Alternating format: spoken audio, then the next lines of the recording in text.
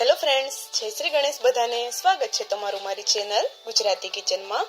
તો એકને એક રીતના શાક ખાઈ કંટાળ્યા છો કે પછી ઘરમાં કોઈ શાક નથી કે શાકમાં શું બનાવવું તે સમજાતું નથી, તો આ એકદમ સરળ અને સ્વાદિષ્ટ શાકની રેસીપી તમે ચોક્કસથી ટ્રાય કરી શકો છો.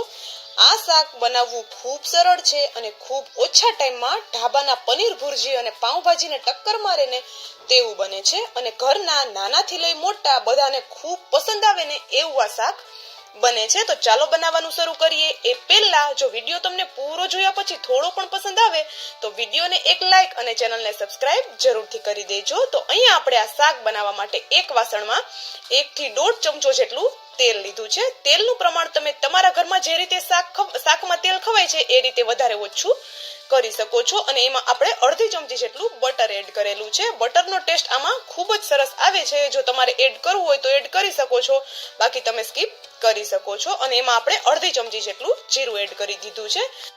જીરું આપણું સરસ ફૂટી જાય પછી આપણે તેમાં 2 ચપટી જેટલી હિંગ એડ કરી દઈશું. તો હિંગનો ટેસ્ટ પણ આ શાકમાં ખૂબ જ સરસ આવે છે.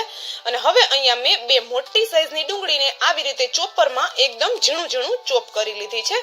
તો અહીંયા આપણે ડુંગળીની ગ્રેવી નથી બનાવવાની, આપણે આને ચોપ જ કરવાની છે, અથવા તો તમે એને હાથેથી પણ એકદમ ઝીણું ઝીણું કટ કરી શકો છો. તો આપણે ડુંગળી તેલ અને બટર સાથે મિક્સ કરી દીધી છે અને આપણે હવે ડુંગળીની સાથે આદુ મરચાં અને લસણની પેસ્ટ એડ કરવાના છીએ. તો જો અહીંયા મેં 1 મોટી ચમચી જેટલી આદુ મરચાં અને લસણની પેસ્ટ વાટી અને લઈ લીધેલી છે. તો હવે આપણે આદુ મરચાં લસણની પેસ્ટને પણ આપણે સરસ એવી ડુંગળી સાથે મિક્સ કરી દઈએ અને આપણે આ બધું થોડી વાર માટે સંતળાવા દઈએ કે જ્યાં સુધી એનો હલકો કલર ચેન્જ ન થઈ જાય. તો જો થોડી જ વાર થશે એટલે આનો ડુંગળીનો કલર એકદમ સરસ એવો ચેન્જ થઈ જશે. તો તમે જોઈ શકો છો અહીંયા ડુંગળીનો કલર સરસ એવો ચેન્જ થઈ ગયો છે. તો હવે આપણે એમાં એડ કરવાનું છે 2 મોટી સાઈઝના ટમેટાને મેં ચોપરમાં ચોપ કરી લીધા છે. તો ટમેટાની પણ આપણે પ્યોરી બિલકુલ નથી બનાવવાની, આવી રીતે ચોપ કરીને જેને એડ કરવાના છે, અથવા તો તમે હાથેથી પણ એને એકદમ ઝીણું ઝીણું કટ કરી શકો છો. તો ટમેટાને પણ આપણે ડુંગળી સાથે મિક્સ કરી દીધા છે અને ડુંગળી ટમેટાનું પ્રમાણ અત્યારે મેં સરખું લીધેલું છે. જો તમને ટમેટા થોડા વધારે પસંદ હોય અથવા તો ડુંગળી થોડી વધારે પસંદ હોય તો તમારી રીતે તમે થોડું એડજસ્ટ કરી શકો છો. અને સાથે જ અહીંયા સ્વાદ પ્રમાણે મીઠું એડ કરી દીધું છે, જેથી કરીને આપણે જે આ ડુંગળી ટમેટા છે એકદમ જલ્દીથી કૂક થઈ જાય. તો જો આપણે આને સરસ એવા કૂક થવા દેવાના છે. તો એ કૂક થાય છે ત્યાં સુધીમાં આપણે અહીંયા દહીંમાં મસાલા કરી લઈએ. તો અહીંયા મેં મોડું 2 થી 3 ચમચી જેટલું દહીં લીધેલું છે. તો જો અહીંયા આપણે ટમેટા એડ કર્યા છે એટલે દહીં અત્યારે આપણે મોડું જ લેવાનું છે. અને ટમેટામાં જે મેં મીઠું એડ કર્યું એ ઓછું જ એડ કર્યું હતું એટલે અહીંયા થોડું આપણે દહીંમાં પણ નિમક એડ કરી દીધું છે. અને હવે આપણે એમાં 1 ચમચી જેટલો ધાણા જીરુંનો પાવડર એડ કર્યો છે. તો ધાણા જીરું મેં અહીંયા થોડું વધારે લીધું છે. અને સાથે જ હવે અહીંયા તીખાસ માટે 1 ચમચી જેટલો લાલ મરચું પાવડર લીધો છે. લાલ મરચું તમે તમારા ઘરમાં જેટલું તીખું ખવાય છે એ પ્રમાણે એડજસ્ટ કરી શકો છો. અને સાથે જ અડધી ચમચી જેટલી હળદર પાવડર એડ કરી દીધો છે. અને અહીંયા 1 ચમચી જેટલી કસૂરી મેથી મેં લીધી છે. કસૂરી મેથીનો ટેસ્ટ આ શાકમાં ખૂબ જ સરસ આવે છે. જો ઘરે અવેલેબલ હોય તો ચોક્કસથી એડ કરવાની છે. તો કસૂરી મેથીને પણ આપણે દહીંમાં એડ કરી દીધેલી છે. અને હવે આપણે એમાં થોડી ખાંડ એડ કરી દઈએ. તો ખાંડ આપણે વધારે એડ નથી કરવાની, બસ અડધી ચમચી જેટલી જ મેં અહીંયા ખાંડ લીધેલી છે. જો ખાંડનો ટેસ્ટ તમને પસંદ ન હોય તો તમે સ્કીપ કરી શકો છો, પણ અહીંયા દહીં અને ટમેટું આપણે બંને લઈ રહ્યા છીએ એટલે શાકનો ટેસ્ટ બેલેન્સ કરવા માટે અહીંયા અડધી ચમચી જેટલી આપણે ખાંડ લીધેલી છે. ને દહીં અત્યારે આપણે મોડું જ લીધેલું છે, વધારે ખાટું દહીં આપણે નથી લેવાનું કારણ કે ટમેટું આપણે લીધેલું છે. તો દહીં છે એ ગ્રેવીને એક થીક અને રીચ બનાવવા માટે આપણે અત્યારે લીધેલું છે. તો જો દહીંમાં આપણે બધા મસાલા સરસ એવા મિક્સ કરી દીધા. તો આ રીતે દહીંમાં મસાલા તમે પહેલેથી પણ એડ કરી મિક્સ કરી અને રાખી શકો છો, કારણ કે જો એવું કરશું તો મસાલા સરસ એવા દહીં સાથે ફૂલી જશે. પણ આપણે અત્યારે ઇન્સ્ટન્ટ જ આને મિક્સ કરીએ છીએ. અને હવે જો તમે જોઈ શકો છો દહીં સાથે બધા મસાલા મિક્સ થઈ ગયા. તો ફરી પાછા આપણે શાક તરફ જઈએ. તો જો અહીંયા ડુંગળી ટમેટા સરસ એવા કૂક થઈ ગયા છે અને તેની જે કિનારી છે એની ઉપર તેલ પણ આપણે અત્યારે દેખાવા લાગ્યું છે. તો અત્યારે આ સ્ટેજ ઉપર આપણે એમાં થોડા લીલા કટ કરેલા ધાણા એડ કરી દઈએ. ધાણાનો ટેસ્ટ અત્યારે એડ કરવાથી શાકમાં ખૂબ જ સરસ આવે છે.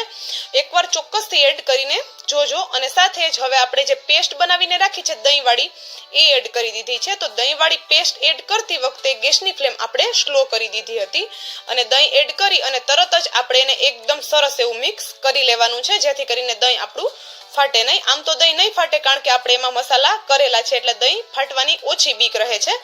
તો જો તમે જોઈ શકો છો અહીંયા દહીં આપણે મિક્સ કરી લીધું છે અને હવે દહીંને આપણે એકદમ પ્રોપર કૂક કરવાનું છે કે જ્યાં સુધીમાં તેની સ્મેલ દૂર ન થઈ જાય.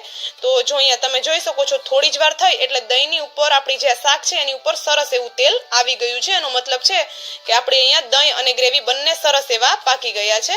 તો જો એને સરખું એક વખત મિક્સ કરી લઈએ આપણે અને તમે એનું ટેક્સચર જોઈ શકો છો એકદમ જોરદાર પાઉંભાજી જેવું જ લાગે છે. પણ આપણે આમાં હજુ એક વસ્તુ એડ કરવાની છે. તો અહીંયા આપણો શાકનો વિડીયો પૂરો નથી થઈ જતો તો છેલ્લે સુધી જોજો કારણ કે આ બહુ ટેસ્ટી એવું શાક બને છે અને બનાવવું ખૂબ જ સરળ છે.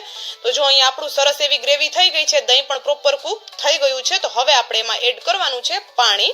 તો હું અહીંયા એક નાની વાટકી જેટલું પાણી એડ કરું છું. તો વધારે આપણે આમાં પાણી એડ કરવાની જરૂર નથી, બસ નાની વાટકી જેટલું જ આપણે પાણી એડ કરેલું છે અને પાણીને પણ આપણે સરસ એવું ગ્રેવી સાથે મિક્સ કરી દેવાનું છે.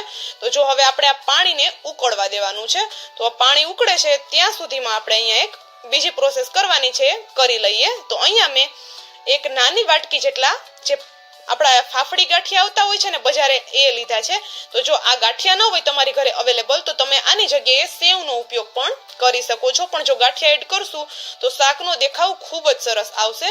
તો જો આ ગાંઠિયાને આપણે સરસ એવા હાથની મદદથી આવી રીતે ક્રશ કરી લેવાના છે એટલે કે એકદમ ઝીણું ઝીણું ગાંઠિયાને કરી લેવાના છે. તો જોઈ શકો છો તમે અહીંયા ગાંઠિયાને મેં કેવા ક્રશ કરીને રેડી કરેલા છે. તો વધારે મોટા ટુકડા ન રહેવા જોઈએ, એકદમ ઝીણું ઝીણું જ આપણે ગાંઠિયાને કરી લેવાના છે. તો જો અહીંયા આપણા હવે ગાંઠિયા પણ સરસ એવા ક્રશ થઈ ગયા છે, એકદમ ઝીણા ઝીણા એક જ સરખા. અને ત્યાં સુધીમાં આપણી ગ્રેવી પણ સરસ એવી ઉકળી ગઈ છે. તો ગ્રેવી આવી સરસ એવી ઉકળી જાય પછી આપણે જે ગાંઠિયાનો ભૂકો કરીને રાખ્યો છે તે શાકની ઉપર આ રીતે એડ કરી દેવાનો છે અને થોડી વાર માટે આપણે એને નથી મિક્સ કરવાનું, એટલે કે એકાદ મિનિટ જેવું આપણે એને નથી મિક્સ કરવાનું અને એકાદ મિનિટ પછી આપણે એને મિક્સ કરી દેવાનું છે. અને આપણે આમાંથી હવે શાક ઉપર તેલ આવી જાય ત્યાં સુધી આને થવા દેવાનું છે. તો જો થોડી જ વાર થશે એટલે શાકની ઉપર એકદમ સરસ એવું તેલ આવવા લાગશે. અને હા, જો અત્યાર સુધીનો વિડીયો થોડો પણ તમને પસંદ આવ્યો હોય તો પ્લીઝ વિડીયોને એક લાઈક અને જો ચેનલ ઉપર નવા હોય ને તો ચેનલને સબસ્ક્રાઇબ કરવાનું પણ બિલકુલ નહીં ભૂલતા. અને આ સ્ટેજ ઉપર હવે આપણે આમાં અડધી ચમચી જેટલો પાઉંભાજીનો મસાલો એડ કરી દેવાનો છે. જો પાઉંભાજીનો મસાલો ન હોય ઘરે અવેલેબલ તો તમે અહીંયા કોઈ પણ સબ્જી મસાલો અથવા તો કિચન કિંગ મસાલો પણ એડ કરી શકો છો. અને બધું સરસ એવું આપણે મિક્સ કરી દીધું. અને તમને મારો આ વિડીયો કેવો લાગ્યો એ પણ મને કોમેન્ટ કરીને જરૂરથી જણાવજો. તો જો અહીંયા આપણે હવે શાકની ઉપર એકદમ સરસ એવું તેલ આવી ગયું છે તો આપણું ફાઇનલી એકદમ ટેસ્ટી વાળું પાઉંભાજી અને પનીર ભુરજીને ટક્કર મારે ને એવું શાક બની ગયું છે. તો જો જોવામાં જ એટલું બધું ટેસ્ટી લાગે છે તો ખાવામાં તો ખૂબ જ ટેસ્ટી એવું બને છે. રોટલી, રોટલા, ભાખરી કે પૂરી પરાઠા ગમે તેની સાથે ખાશો, ખાવામાં ખૂબ મજા આવશે. તો ગરમ ગરમ આ જે વરસાદી વાતાવરણ છે એમાં તો આ શાક ખાવાની ખૂબ જ મજા આવે છે. તો ચોક્કસથી આ રેસીપી ટ્રાય કરજો. નાનાથી લઈ મોટા બધાને પસંદ આવે ને એવું આ શાક બને છે. તો ગરમ ગરમ આ શાકને તમે પરાઠા, પૂરી, ભાખરી, રોટલા ગમે તેની સાથે સર્વ કરી શકો છો. તો ચાલો હવે આપણું અહીંયા એકદમ ટેસ્ટી વાળું અને ખૂબ ઓછી મહેનતમાં એકદમ ઢાબા રેસ્ટોરન્ટ જેવું શાક બનીને આપણું રેડી થઈ ગયું છે. And thank you for watching.